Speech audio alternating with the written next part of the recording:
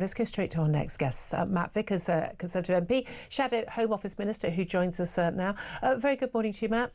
Good morning, Julia. Thanks for joining us. Look, there's no doubt at all that this grooming gang's report by Louise Casey, Baroness Casey, has absolutely, changed things massively in terms of what is going to happen. We're going to get a full national public inquiry. We're told it may well be limited to 3 years. I'm not quite sure how the Home Secretary is able to do that, given the legal rights of those who are named and shamed in any report to their solicitor's advice on these things. But do you think that anything has changed in terms and will change if we do get this national public inquiry? What difference is that going to make to the victims now and the victims of yesterday? Well, I think the victims need to be heard first and foremost. There's an opportunity for them to be heard for some of these things that, less than a year ago we were talking about 5 cases in a report. We're now talking about 50 towns, 50 different towns across the United Kingdom where this has gone on. It's horrendous. We need to see exactly what's gone on. We need to learn the lessons from it. We need to hold those people in authority who've turned a blind eye to this to account. Apparently not one single person has been convicted of any of that, of turning the blind eye, of covering this up. That needs to happen. But we also need to make sure that can never, ever happen again. It's happening right now.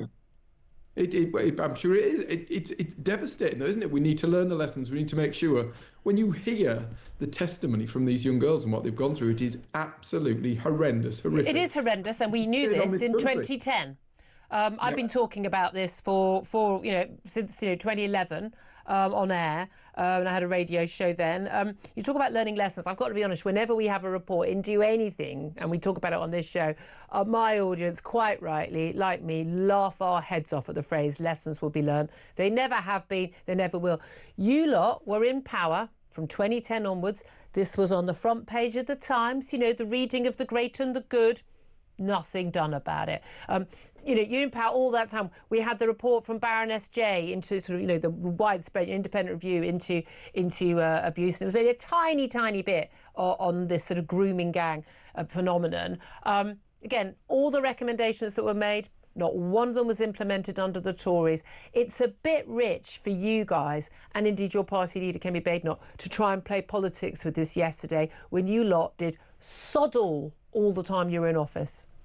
I don't think that's necessarily representative of what's gone on. I mean, tell me what you did. Of course it should have been done. No, tell me what you did in office. Tell me what the Tories did from 2010 to deal with this problem. Well, I wasn't here in 2010, but since I was here... You're representing your party right now, yeah?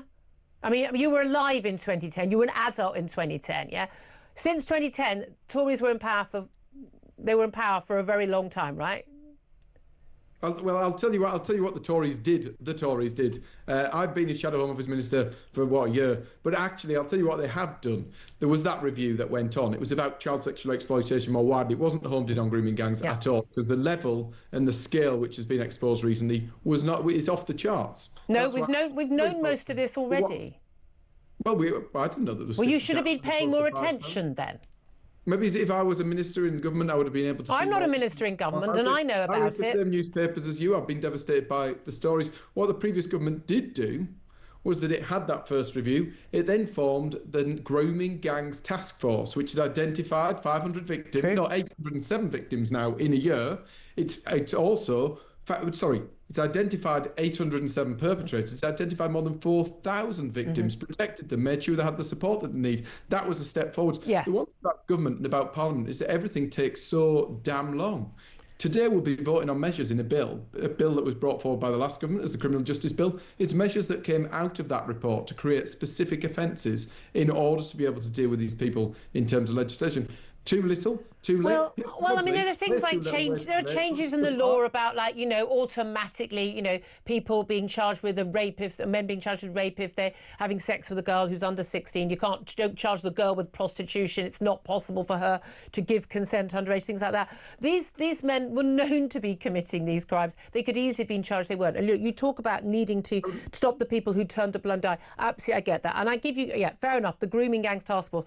But it was very late in the day that was actually set up. And again, Keir Starmer, the then DPP, Director of Public Prosecutions, he did take some action to try and, reopen some of these cases and to make sure these cases were pushed.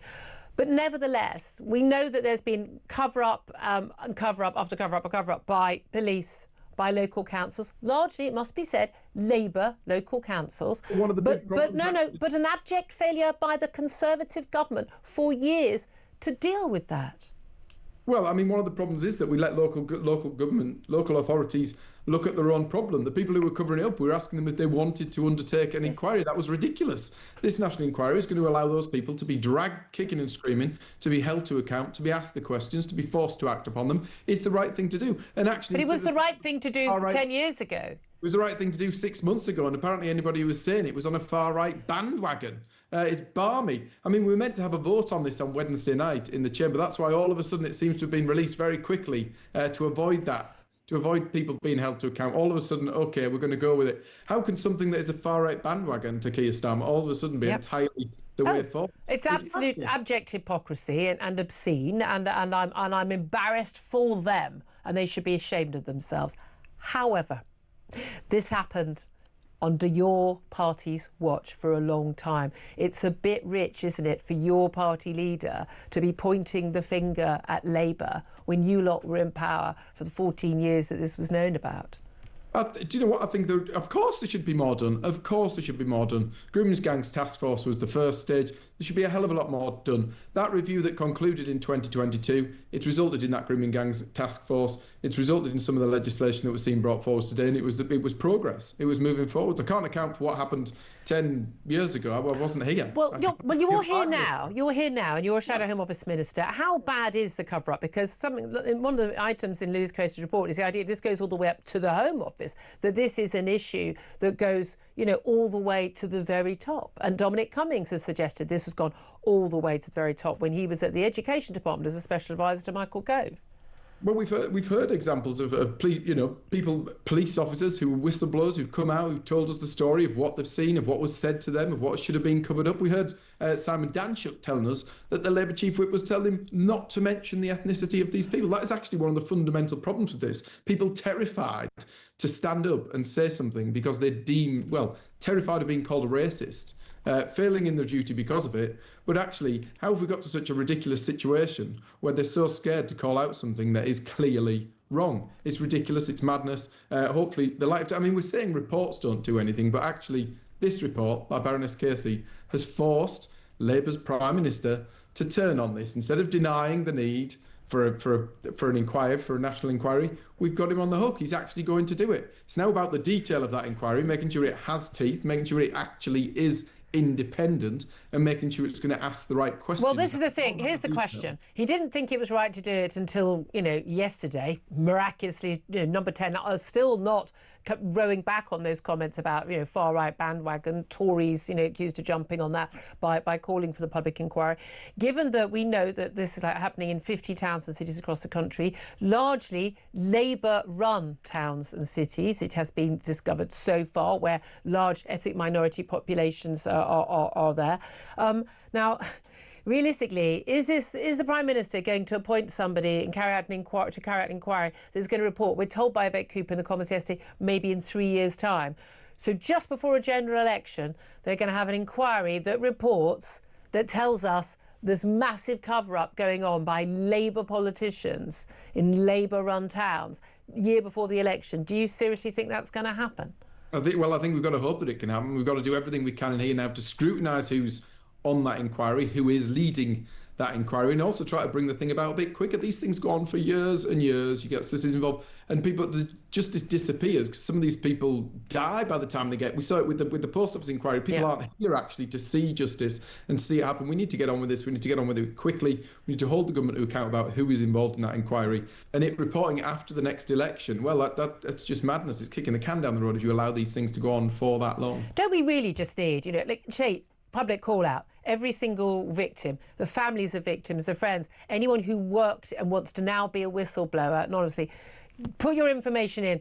Tell us the name of the social worker. Tell us the care home you're in that no one did anything when you were turning up at 4 a.m, drugged and bloodied after being gang raped for hours by random men. The names of the police officers.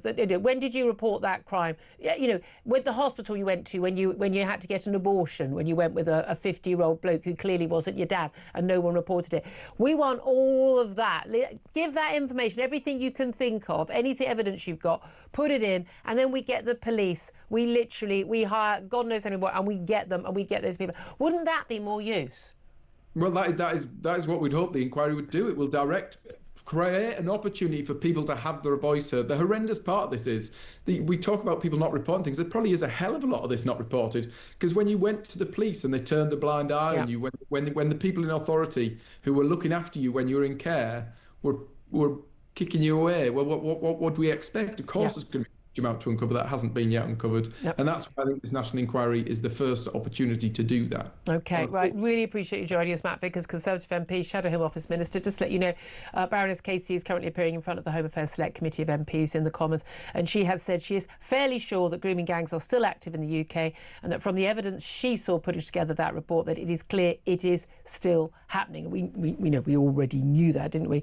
Sam Armstrong, Matt Vickers wasn't, he wasn't in government at that time. This was happening. He wasn't in a position of power. I hold the Prime Ministers and the Home Secretaries to account for this, Justice Secretaries and others. But at the end of the day, it's a bit rich for the Tories to have a go at Labour. Labour have been appalling on this. They've been massively appalling on this. But I just don't think the Tories are much better. Well, I tell you what the Tories didn't do, and I think that it does need to be taken into account. They never stood up, you never saw a Conservative Prime Minister stand up and say that it is a far-right dog whistle to talk about this issue. The actions of Keir Starmer have not just been to be passive or to do too little. It is to actively stand in the way of justice for these victims. He hasn't apologised. I agree with Kemi Badenoch. He does need to come before the House of Commons, before the country, actually, and say, do you know what? Hands up. I hadn't realised the scale of it. But I see, again, that would be a lie, because he did know the scale. It's impossible for him not to have known what was going on. So nothing has changed. That's the thing. My thing is, I'm so fed up with the media being obsessed with what words people use. Oh, shout your hurty words at me. I don't care anymore. But at the end of the day, this is about saving girls from being gang raped. There are girls right now, today, who are being picked up from their care homes or outside their school gates by men twice their age who they think are their boyfriends, given drug and drink, and they are being taken to another town, or to some horrible manky house somewhere in the outskirts of their town, where they are going to be gang raped for the next 12 hours and beaten and tortured, and then returned and then brought back again the next night. I don't care about hurty words anymore. I care about whether those girls are going to be safe. That's all I care about.